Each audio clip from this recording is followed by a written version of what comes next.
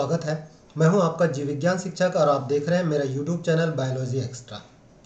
जैसा कि आप लोगों को मालूम है, हम एक सीरीज के तहत चल रहे हैं और क्वेश्चन बैंक सॉल्यूशन को हल करते जा रहे हैं और उससे संबंधित बातों को समझ रहे हैं। आज हमने लिया है क्लास 11th बायोलॉजी का 5th यूनिट। 5th यूनिट में क्या है भाई? 5th यूनिट में है ह्यूमन फिजियोलॉजी। और ह्यूमन फिजियोलॉजी में अगर हम बात करें तो इसमें से अध्याय 16 पाचन एवं अवशोषण को पाठ्यक्रम से हटा दिया गया है। तो आज हम बात करने वाले हैं अध्याय 17 की श्वसन तथा गैसीय विनिमय, रिस्पायरेशन एंड गैसेस एक्सचेंज की बात करने वाले हैं। इससे पहले कि हम इस टॉपिक पर चर्चा करें, मैं चाहूँगा कि यदि अभी तक आपने हमारे YouTube चैनल को सब्सक्राइब नहीं किया है तो सब्सक्राइब जरूर कर लें। भाई इतना तो बनता है कि हम आपके लिए नए नए वीडियोस, नई नई जानकारियाँ इस YouTube चैनल के माध्यम से लेके आते हैं, तो एक लाइक और सब्सक्राइब करना तो बनता है। चलिए देखते हैं दोस्तों, अब स्टार्ट करते हैं हमारे इस वीडियो को। और इस वीडियो की शुरुआत हम करते हैं महत्वपूर्ण बिंदु से। महत्वपूर्ण बिंदु देखिए, श्वसन एक ऐसी क्रिया है जिसमें भोजन के ऑक्सीकरण से ऊर्जा प्राप्त होती है। भाई हमने इसके पहले भी पढ़ा है कि श्वसन वह प्रक्रिया है जिसमें जटिल कार्बनिक भोज्य पदार्थों का ऑक्सीकरण कर ऊर्जा प्राप्त की जाती है और इस ऊर्जा का उपयोग जैविक कार्यों को संपादित करने में किया जाता है। आपको ये भी मालूम है कि श्वसन दो प्रकार का होता है, ऑक्सी श्वसन और अनाक्सी श्वसन।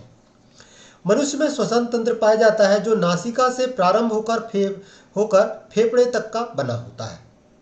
ठीक है, फेफड़े मनुष्य में मुख्य श्वसन अंग होते हैं जो वक्ष गुहा में स्थित होते हैं। यहाँ पर ध्यान रखिएगा कि फेफड़े मनुष्य में मुख्य श्वसन अंग होते हैं जो वक्ष गुहा में स्थित होते हैं। इसके बाद अगर आप बात करें नेक्स्ट स्टेप की कि श्वसन की क्रिया श्वासोच्छ्वास से प्रारंभ होती है। देखिए, अगर मान के चलिए हम मनुष्य की बात कर रहे हैं और मनुष्य में श्वसन की प्रक्रिया को बांटे तो इसे दो भागों में बांटा जा सकता है, एक्सटर्नल रिस्पायरेशन और इंटरनल रिस्पायरेशन या सेलुलर रिस्पायरेशन। एक्सटर्नल रिस्पायरेशन में श्वासोच्छ्वास को शामिल किया गया है, जबकि सेलुलर रिस्पायरेशन में भोज्य पदार्थों के ऑक्सीकरण की बात की गई है। आगे देखिए, ऑक्सीजन का परिवहन मुख्य रूप से ऑक्सी हीमोग्लोबिन के रूप में होता है। ऑक्सीजन का परिवहन मुख्य रूप से ऑक्सी हीमोग्लोबिन के रूप में होता है। हीमोग्लोबिन मुख्य पिगमेंट्स है जो ऑक्सीजन का परिवहन करने का कार्य करता है। कार्बन डाइऑक्साइड का परिवहन मुख्य रूप से बाइकार्बोनेट के रूप में होता है। इसको भी ध्यान में रखिएगा कि किसके रूप में हो रहा है, बाइकार्बोनेट के रूप में होता है। दमा, न्यूमोनिया, तपेदिक आदि मुख्य श्वसन अंग है। दमा, न्यूमोनिया, तपेदिक आदि मुख्य श्वसन अंग है। तो ये हमारी बात हो गई महत्वपूर्ण बिंदुओं की। अब हम बात करते हैं सही विकल्प चुनकर लिखिए की। प्रश्न क्रमांक 1, सही विकल्प चुनकर लिखिए। तो देखिए, मनुष्य में फेफड़े कहाँ पाए जाते हैं? मनुष्य में फेफड़े कहाँ पाए जाते हैं? अभी आपने देखा, यहाँ पर इसको टिक लगाने के लिए जो है हम इस पेंसिल का इस्तेमाल कर लेते हैं। देखते हैं क्या अपने को क्या मिलता है। ये मिला पेंसिल, और पेंसिल का टेक्स वाटर मार्क्स कमेंट्स में जाते हैं और कमेंट्स के लिए हम ले लेते हैं पेंसिल, जिससे कि ज़्यादा अच्छे से हम उस पर टिक कर सके।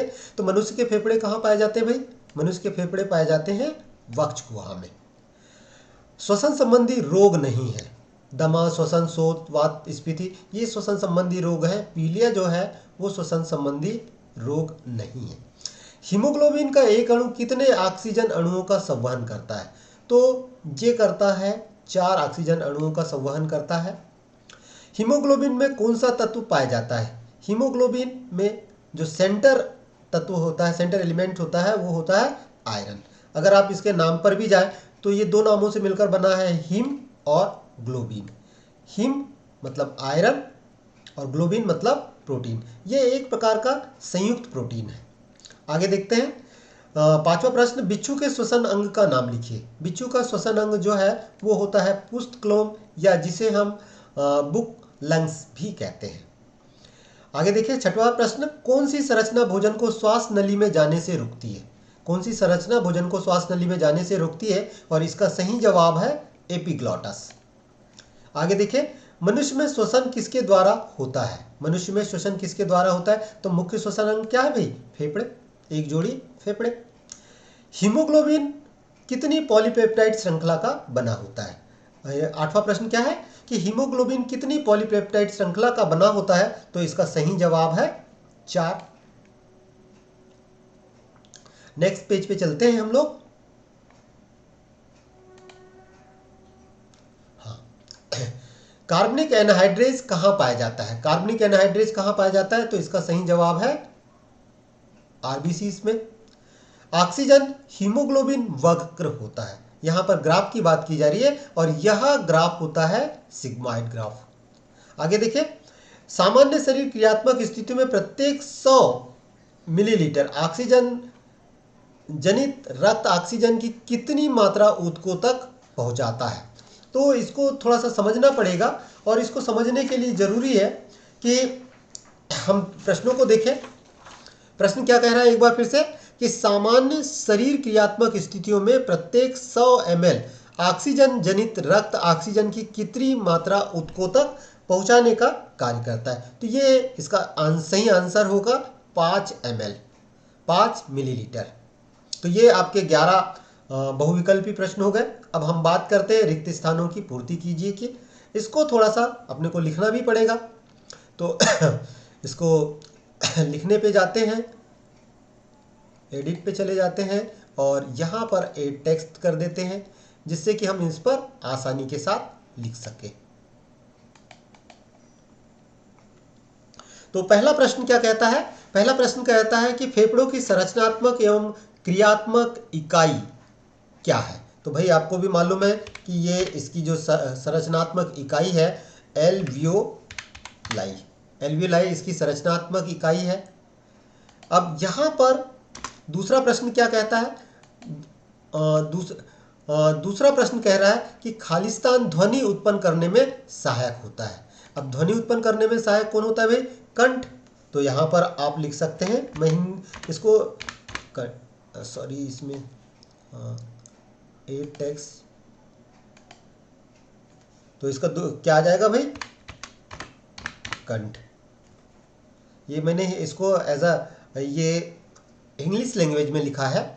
मछलियों में श्वसन खालिस्तान के द्वारा होता है। किसके द्वारा होता है भाई? क्या ये तो अपने को पता होगा किसके द्वारा होता है? ये होता है गिल्स के द्वारा, गिल्स के द्वारा। फिर कंठ के ऊपर ढक्कन नुमा आवरण पाया जाता है। कंठ के ऊपर ढक्कन नुमा आवरण पाया जाता है। तो ये आवरण किसका होता है भाई? बता सकते हैं? ये आवरण होता है फुफ्फुसीय आवरण। कंठ के ऊपर ढक्कन नुमा आवरण पाया जाता है। तो ये आवरण क्या होता है? या कंठ होगा या एपिग्लॉटिस होगा। तो यहां पर हम लिख सकते हैं एपिग्लॉटिस। भाई इसको समझ जाइएगा कि मैं यहां पर क्या लिख रहा हूं, एपिग्लॉटिस।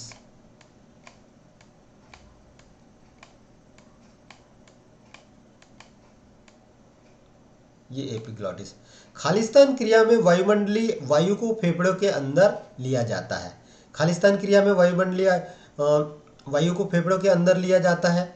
इसका मतलब क्या हुआ भाई? इसका मतलब ये हुआ कि श्वासोच्छ्वास की क्रिया की बात की जा रही है तो यहां पर आ जाएगा इंस्पायरेशन, इंस्पायरेशन। ठीक है। फुफ्फुसी द्रव खालिस्तान झिल्लियों के बीच में पाया जाता है। फुफ्फुस आवरणीय द्रव खालिस्तान झिल्लियों के बीच में पाया जाता है। तो भाई इसका सीधी सी बात होगी कि फुफ्फुस आवरण, यहां पर आ जाएगा फुफ्फुसीय आवरण।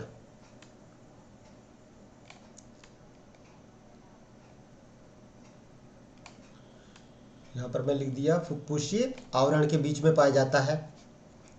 फिर देखिए सातवां प्रश्न, बाइकार्बोनेट के रूप में कार्बन डाइऑक्साइड का परिवहन कितने प्रतिशत होता है? तो यहां पर लगभग जो है वो 70% जो है वो किसके द्वारा होता है? बाइकार्बोनेट के रूप में कार्बन डाइऑक्साइड का परिवहन होता है। आठवां प्रश्न बोल रहा है कि कीटों का श्वसन अंग है। भाई कीटों का श्वसन अंग क्या है? तो सीधी सी बात है, यहां पर आ जाएगा ट्रैकिया या श्वास नलिकाएं। मैं इसको टेक्स्ट के रूप में परिवर्तित कर देता हूं जिससे कि अपने को आसानी जाए। लिख देते हैं ट्रैकिया।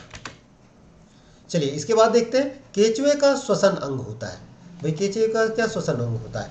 अगर हम केचुए का श्वसन अंग की बात करें, क्यूटिकल, वैसे ये स्किन के माध्यम से भी करता है। खालिस्तान क्रिया में फेफड़ों से वायु बाहर वायुमंडल में जाती है। तो भाई इसको इंस्पायरेशन की जगह क्या आ जाएगा? ये एक्सपायरेशन। यहाँ पर लिख देते हैं एक्सपायरेशन, या जिसको हम बोलते हैं निह श्वसन। हीमोग्लोबिन तथा ऑक्सीजन के संयोग से बना अस्थायी यौगिक क्या होता है? तो भाई क्या होगा? यहाँ पर तो आ जाएगा ना ऑक्सी हीमोग्लोबिन, ऑक्सी हीमोग्लोबिन। ये वीडियो थोड़ा सा लंबा होने वाला है क्योंकि इसमें बहुत सारे प्रश्न दिए गए हैं। वायु का वह आयतन जो बलपूर्वक निःश्वसन के बाद फेफड़ों में रह जाता है खालिस्तान आयतन कहलाता है। तो यहाँ पर आएगा ज्वारीय आयतन या टाइडल वॉल्यूम। यहाँ पर क्या आ जाएगा भाई? यहाँ पर आ जाएगा टाइडल वॉल्यूम। आगे देखते हैं। निःश्वसन के समय फेफड़ों का दाब वायुमंडलीय दाब से अधिक होता है। तो यहाँ पर आप लिख सकते हैं अधिक, हाई होता है, GH हाई होता है। खालिस्तान फेफड़ों के चारों ओर उपस्थित दोहरी झिल्ली में रचना है। यहाँ पर एक जगह और आया हुआ था फुफ्फुसी आवरण। ठीक है, यहाँ पर मैं लिख नहीं रहा हूँ, यहाँ पर केवल इतना बता रहे हैं कि यहाँ पर क्या आ जाएगा? फुफ्फुसी आवरण। आगे देखिए, ये 15वां प्रश्न है। 15वां प्रश्न क्या बोल रहा है कि फुफ्फुस आयतन कम होने पर वायुदाब बढ़ता है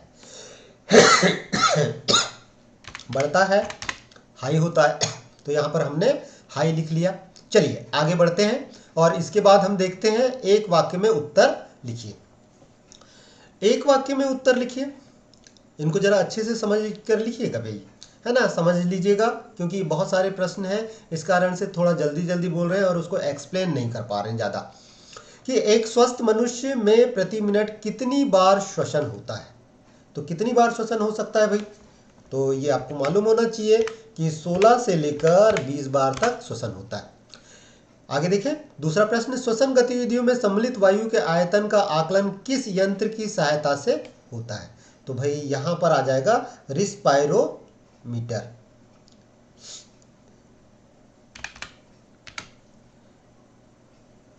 रिस्पायरोमीटर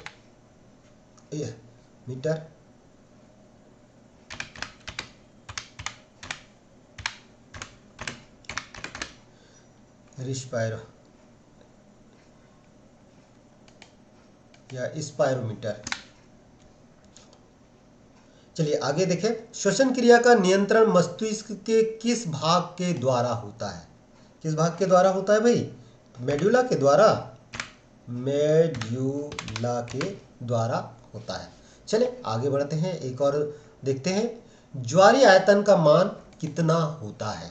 तो ज्वारीय आयतन मतलब टाइडल वॉल्यूम। टाइडल वॉल्यूम की बात चल रही है, तो टाइडल वॉल्यूम का मान कितना होता है जरा देख ले भाई, समझ ले। तो कितना होगा भाई? 1500, 500, 1000 कितना हो सकता है?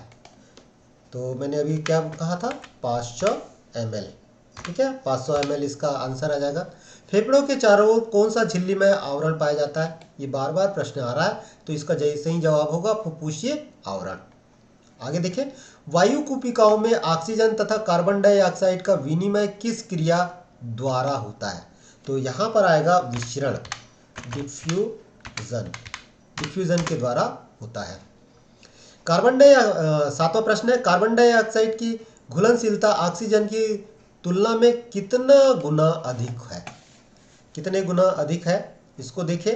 तो ये कौन सा क्वेश्चन है भाई? 7वां क्वेश्चन है और जिसका आंसर होगा 20 से लेकर 25 गुना ज़्यादा। रुधिर द्वारा कार्बन डाइऑक्साइड का परिवहन किस रूप में होता है? अभी थोड़ी देर पहले ही हमने देखा था, तो इसको हम लिख सकते हैं बाइकार्बोनेट के द्वारा। ठीक है, स्पायरोमीटर का काम क्या है? यहाँ पर ये ध्यान रखिएगा, यहाँ स्पायरोमीटर के काम की बात की जा रही है और यही इसका मुख्य रूप से काम है, लंग्स की गतिविधियों को नियंत्रित करना, लंग्स की गतिविधियों का मापन करना। ध्यान रखिएगा, लंग्स की, मैं इसको लंग्स की गतिविधियों का, लंग्स की एक्टिविटीज़ का मूल्यांकन करना।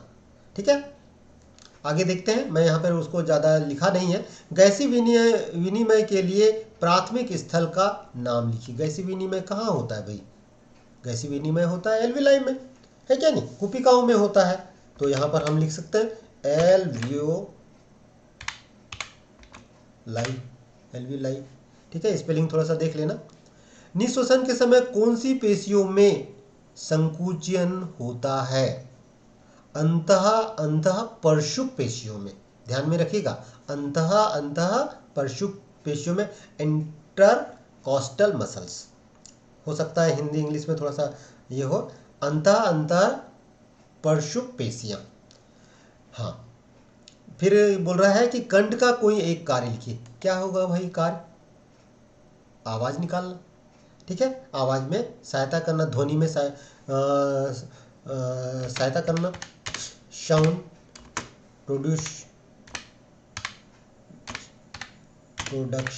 प्रोडक्शन करना। ठीक है, चलिए आगे बढ़ते हैं। सही प्रश्न क्रमांक 4, सही जोड़ी बनाइए। अब सही जोड़ी बनाइए के लिए वापस हम कहाँ पे चले जाते हैं? कमेंट्स पे चले जाते हैं। हम यहाँ पर ले लेते हैं। अब यहाँ पर थोड़ा सा देखिएगा, ये एक तरफ एक कॉलम ए दिया है, दूसरे तरफ कॉलम बी दिया है। अब टाइडल वॉल्यूम का मान कितना होता है भाई? टाइडल वॉल्यूम का मान होता है 500 ml। ठीक है, टाइडल वॉल्यूम का मान कितना होता है? 500 ml। फिर बोलता है जैव क्षमता कितनी होती है। अब जैव क्षमता की अगर हम बात करें तो ये होता है लगभग 4500 ml। फिर अवशिष्ट आयतन, रेसिडुअल वॉल्यूम का मान होता है 1200 ml। हीमोग्लोबिन क्या है? हीमोग्लोबिन क्या काम करता है? ऑक्सीजन का परिवहन करने का कार्य करता है। श्वसन रोग क्या है? श्वसन रोग एक प्रकार एग्जाम्पल है उसका दमा। और ध्वनि उत्पादन में कौन सहायता करता है? ये सहायता करता है कंठ। चलिए इसके बाद आगे बढ़ते हैं, नेक्स्ट प्रश्न पर आते हैं। एक और सही जोड़ी दी है कि अब यहाँ पर आपको एक तरफ क्या दिए है? जीवों के नाम दिए और दूसरे तरफ क्या दिए? उनके श्वसन अंगों के नाम दिए, उनको मैच करना है। तो चपटे क्रमी, फ्लैटवर्म। अब चपटे क्रमी है तो सीधी सी बात है कि ये जो है किसके द्वारा श्वसन करेंगे भाई? ये करेंगे त्वचा के द्वारा। पक्षी किसके द्वारा करते हैं? पक्षी करेंगे फेफड़ों के द्वारा। मछली किसके द्वारा करते हैं? मछली करेंगे क्लोम के द्वारा। कीट किसके द्वारा करेंगे? ये करेंगे श्वास नलिकाओं के माध्यम से, बिच्छू, पुष्टक्लोम और केचुआ। तो यहाँ पर आ जाएगा क्यूटिकल या आर्द्र क्यूटिकल। तो दोस्तों इस प्रकार से आपने देखा कि किस प्रकार से ये काफ़ी ज़्यादा क्वेश्चन थे और उनको हल करने में बहुत ज़्यादा समय लग गया, लेकिन ये आपके लिए बहुत इम्पॉर्टेंट है। अब रही बात इनके 2 नंबर या 3 नंबर के प्रश्नों की, तो आप ये प्रश्नों को देख सकते हैं और इन प्रश्नों को आप अपनी कॉपी में लिखकर हल कर सकते हैं। लेकिन कहाँ से हल करेंगे भाई? किताब से। और हो सके मेरे पास अगर किसी भी प्रकार के नोट्स वगैरह हों या किसी भी प्रकार का कहना चाहिए वीडियो बने हो, तो मैं उन्हें भी अपने डिस्क्रिप्शन बॉक्स में डाल दूंगा, तो वहाँ से आप देख सकते हैं। तो दोस्तों बहुत ज़्यादा लंबा वीडियो हो गया है, अपनी बात को यहीं क्लोज करते हैं और फिर मिलते हैं एक नए वीडियो में। तब तक के लिए नमस्कार।